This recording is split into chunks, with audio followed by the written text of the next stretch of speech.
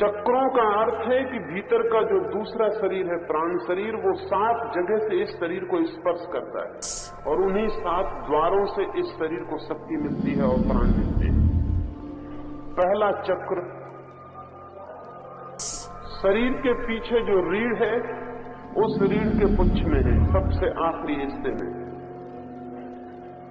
वो बहुत अद्भुत चक्र है, उस संबंध में कुछ हम जानेंगे। सबसे पहला चक्र वहां है और सबसे अंतिम चक्र सिर के ऊपर है। फिर बीच में 5 चक्र और हैं। नंबर 2 का चक्र जनन इंद्रिय के पास है, वो सेक्स ऑर्गन के पास है। वो चक्र ही काम को, सेक्स को प्रभावित करता है और आंदोलित करता है। दूसरा केंद्र नाभि का केंद्र है। नाभि का केंद्र फियर और भय का केंद्र। जैसे जननेंद्रिय का केंद्र सेक्स का केंद्र है, वैसे नाभि का केंद्र भय का केंद्र है। ये शायद आपको ख्याल में आया होगा कि जब भी आप भयभीत होंगे, नाभि डमाडोल हो जाएगी और परेशान हो जाएगी। अगर आप कार चला रहे हैं और एकदम से एक्सीडेंट हो, तो आपके शरीर में जो झटका पहुंचेगा वो नाभि पर पहुंचेगा और कहीं नहीं। अगर कोई आदमी एकदम से आपकी छाती पर छुरा लेके चढ़ जाए, तो सबसे बड़ा झटका नाभि पर पहुंचेगा। नाभि भय का केंद्र है। इसलिए बहुत भय की अवस्था में किसी का मलमूत्र भी छूट सकता है, उसके छूटने का और कोई कारण नहीं। नाभि इतनी सक्रिय हो जाती है कि पेट को खाली करना जरूरी हो जाता है, अन्यथा नाभि सक्रिय नहीं हो सकती। नाभि भय का केंद्र। जिन लोगों के भय का केंद्र बहुत सक्रिय है,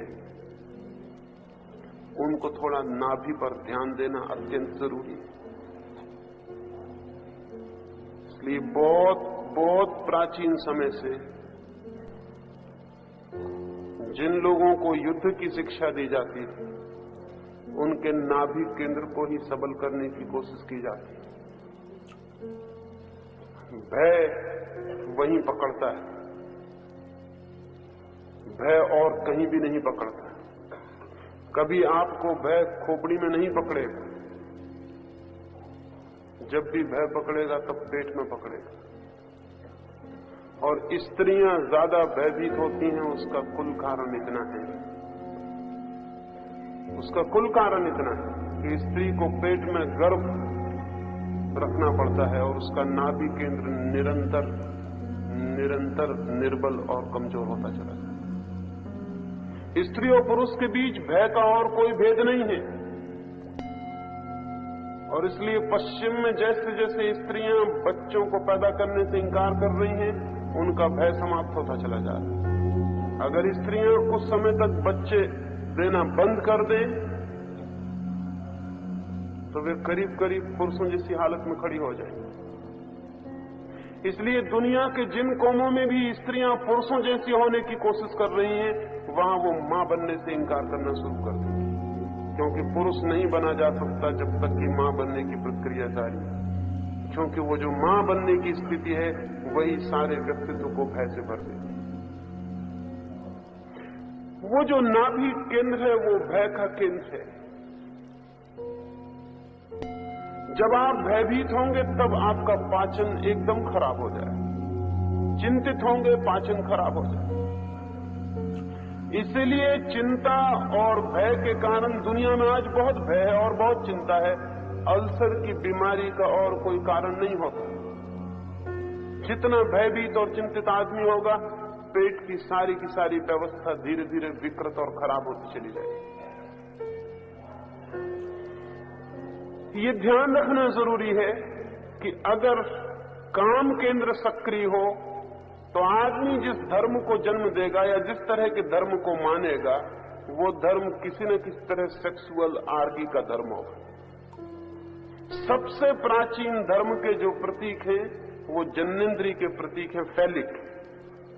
जैसे शंकर का शिवलिंग, या यूनान में या रोम में या मिस्र में जो प्राचीनतम, मेसोपोटामिया में, बेबीलोन में, सीरिया में या हड़प्पा मोहनजोदड़ो में जो सबसे प्राचीनतम जो मूर्तियां मिली हैं, वे सब फैलिक, वे सब जननेंद्रिय के ही प्रतीक।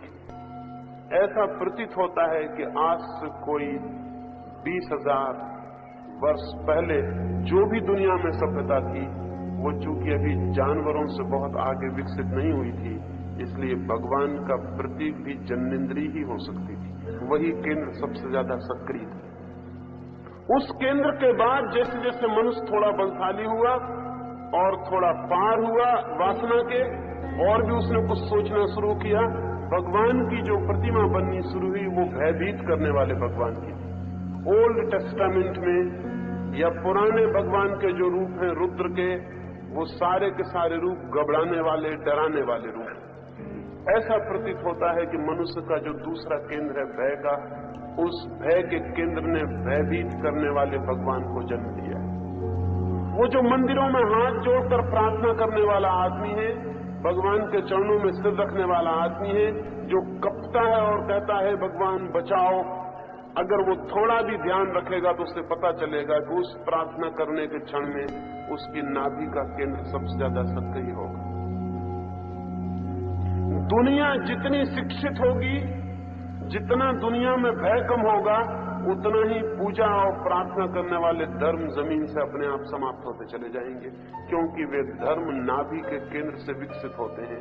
अगर नाभि का केंद्र मजबूत हुआ तो वो विलीन हो जाएगा। मंदिरों में पुरुषों की बजाय स्त्रियां ज्यादा दिखाई पड़ती हैं, उसका कोई और कारण नहीं है, उनका नाभि का केंद्र पुरुषों से ज्यादा अच्छी है। जहां एक पुरुष होगा वहां कम से कम 4 स्त्रियां मंदिर में होंगी। सारे मंदिर स्त्रियां चलाती, सारे साधु संतों को स्त्रियां चलाती। भय वाला भगवान उन्हें अपील करता है, उन्हें सार्थक मालूम पड़ता है। इस पर ध्यान जाना जरूरी है कि जो आदमी भी जीवन में बहुत भयभीत हो, उसे ध्यान के साथ नाभि के केंद्र पर थोड़े प्रयोग करने जरूरी होते हैं। उस केंद्र को मजबूत करने के सुझाव देने जरूरी होते हैं। और ये बड़े मजे की बात है कि ये केंद्र चूंकि प्राणों के केंद्र हैं, विद्युत के केंद्र हैं, ये मात्र सुझाव से परिवर्तित हो जाते हैं। इनके लिए कुछ और करना नहीं पड़ता। उसके बाद तीसरा केंद्र हृदय का केंद्र है, वो राग का केंद्र है, मोह का केंद्र है, लगाव का केंद्र है। जो लोग तीसरे केंद्र से प्रभावित होते हैं वे किसी न किसी तरह के भक्ति वाले धर्म में दीक्षित हो जाएंगे, जहां राग मोह उस तरह के आसक्ति की पकड़ने की संभावना हो। ये तीसरे केंद्र पर भी ध्यान रखना जरूरी है। इसे भी समझ लेना जरूरी है कि वो क्या क्या कर सकता है। वो भी बहुत सक्रिय है।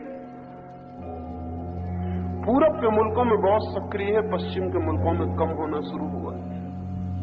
इसलिए पश्चिम के मुल्कों में परिवार टूट रहा है। परिवार के टूटने को कभी नहीं रोका जा सकता पश्चिम में, जब तक कि उनके हृदय के केंद्र को मजबूत करने की कोई वैज्ञानिक प्रक्रिया में दीक्षित न किया जाए। परिवार वहां टूटता ही चला जाएगा, क्योंकि राग का केंद्र टूट गया है, या टूट रहा है, या शिथिल हो गया, या निष्क्रिय। पूरब के मुल्कों में भी घटना शुरू हो गई है। और ये भी ध्यान रहे कि ये केंद्र भी पुरुष की बजाय स्त्री का ज्यादा सक्रिय है। इसलिए परिवार को बनाने वाला पुरुष नहीं है, परिवार को बनाने वाली स्त्री। इस भूल में कोई न रहे कि परिवार पुरुष ने निर्मित किया है। पुरुष परिवार निर्मित कर ही नहीं सकता। परिवार पुरुष के बावजूद निर्मित हो गया है। पुरुष तो परिवार से प्रतिपल भागने की चेष्टा में रत है। वो तो प्रतिपल भाग जाना चाहता है। उसका कोई राग का केंद्र उतना तीव्र नहीं है। स्त्री ने सारी की सारी सभ्यता खड़ी की है। परिवार और घर उसने खड़ा किया है। पुरुष जन्म से खानाबदोश है, वो भटकने वाला है। वो भटकता रहे उतना सुखी होगा, जितना भटके उतना सुखी होगा। स्त्री एक जगह खूंटी गाड़ के बैठ जाना चाहती है। भटकना उसे बहुत कठिन मालूम पड़ता है। भटकना उसके मन की बात नहीं है। कहीं वो लगाव बांध ले, कोई छोटी जमीन हो, कोई छोटा मकान हो जहां वो बैठ जाए। और इसीलिए परिवार, कैसा ही परिवार हो, पुरुष उसमें कभी भी केंद्र नहीं है। वो उसकी परिधि पर घूमता रहता है, उसकी परिधि स्त्री बन जाती है। वो जो केंद्र है राग का, उस केंद्र पर भी विचार करना, समझना जरूरी है कि मेरे व्यक्तित्व में बहुत महत्वपूर्ण है या नहीं। अभी मैं सिर्फ समझा रहा हूं कि ये केंद्र क्या काम करते हैं, फिर हम आगे उसकी बात को सोच सकते हैं कि उनसे और क्या काम लिया जा सकता है। उस केंद्र के बाद कंठ का केंद्र है। ये केंद्र व्यक्तित्व को वाणी देता है, विचार भी देता है। और जिन लोगों का कंठ का केंद्र बहुत सक्रिय है, उनका जीवन अक्सर सिर्फ विचार करने में, बातचीत करने में खो जाता है, वे कुछ और नहीं कर पाते। मौन की साधना इस कंठ के केंद्र को निष्क्रिय करने की साधना है। उसके बाद दोनों आंखों के बीच वो छठवां केंद्र है, वो आज्ञा चक्र है। वो बहुत महत्वपूर्ण चक्र है। उस चक्र के द्वारा ही व्यक्ति अपने व्यक्तित्व को रूपांतरित करता है या रूपांतरित कर सकता है। लेकिन हमारे आज्ञा चक्र भी बहुत क्षीण है। हम अपने को कोई आज्ञा ही नहीं दे सकते हैं। अगर एक आदमी रात को तय करता है कि कल सुबह 4 बजे उठूंगा, सुबह 4 बजे पाता है कि वो खुद ही कह रहा है कि आज रहने दें, बहुत सर्दी है, फिर कल देखेंगे। सुबह उठ के पछताता है और कहता है कि मैंने तय किया था कि 4 बजे उठना है, फिर ये क्या हो गया, आज कसम खाता हूं कि आज जरूर उठूंगा, अब भूलूंगा नहीं। 4 बजे फिर रात, और फिर वो अपने को कहता है कि नहीं, आज जाने दो, फिर कल देखेंगे। सुबह फिर पछताता। बात क्या है? एक आदमी एक वचन देता है और पूरा नहीं करता। एक आदमी तय करता है ये करूंगा और नहीं कर पाता है। इस सब के पीछे कारण क्या है? इस सब के पीछे एक ही कारण है, वो जो आज्ञा चक्र है, संकल्प का जो विल का केंद्र है, वो विल का केंद्र हमारा एकदम शिथिल है या ना के बराबर। ध्यान करते वक्त दोनों आंखों के मध्य में ध्यान होना चाहिए। वहां ध्यान होने से आप जो भी करेंगे वो मजबूती से और गहराई से भीतर प्रविष्ट होगा। ध्यान वहां रहेगा तो जितनी तीव्रता से आप जो भी करना चाहते हैं वो कर सकेंगे। यह आपने ख्याल किया होगा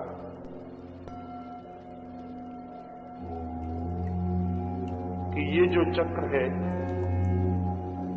जब भी आपको निर्णय करना पड़े, कोई डिसीजन लेना पड़े, तो आपके सबसे ज्यादा भार आपकी दोनों आंखों के बीच में पड़ेगा। जब भी आपको कोई निर्णय करना पड़े, कोई निर्णय लेना पड़े कि मैं क्या करूं, तो मस्तिष्क पर उस जगह भार पड़ेगा जहां मैं कह रहा हूं दोनों आंखों के बीच में।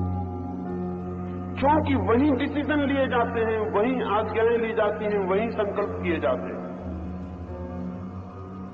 और जो व्यक्ति वहां संकल्प लेने में समर्थ हो जाता है, उसके संकल्प पूरे होने शुरू हो जाते हैं।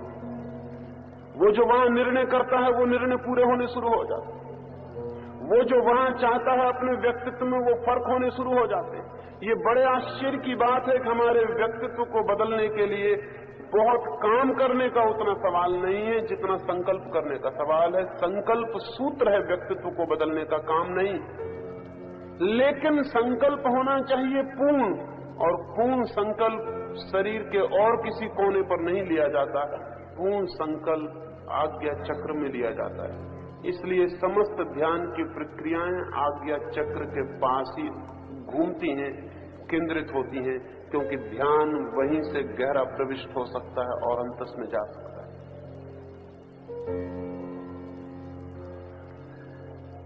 अगर आप अफ्रीका के जंगली आदमियों से पूछें या ऑस्ट्रेलिया के बुशमैन से पूछें या अमेज़न के जंगलों में रहने वाले आदिवासी से पूछें, तो आप हैरान हो जाएंगे एक बात जानकर। जब पहली बार इन आदिवासियों को यह खबर लगी कि दुनिया के दूसरे लोग सिर से सोचते हैं, तो बहुत हंसने लगे। उन्होंने कहा, सिर से कोई सोच ही नहीं सकता, हम तो पेट से सोचते हैं। आदिवासी पेट से ही सोचता है।